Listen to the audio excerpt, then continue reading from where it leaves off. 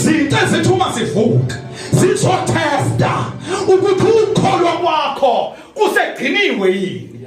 Awunikhona kodwa abathandekayo, uma zifika lezimo asibuzo omunye umbuzo, sizobheka ukholo ukuthi egciniwe yini.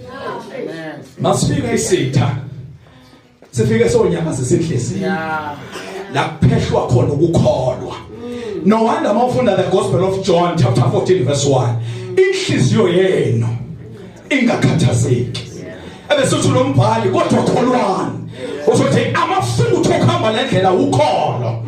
Awunikhona abathandekayo, amafutha okugijima kule ndlela akusizona zonke izinto ezingabalwa ngabantu, kodwa kuhanjwa ngokholo. Ngoba ubambe ezwini wabamba ukholo, mayehlangana noJesu uzohambeka kule ndlela.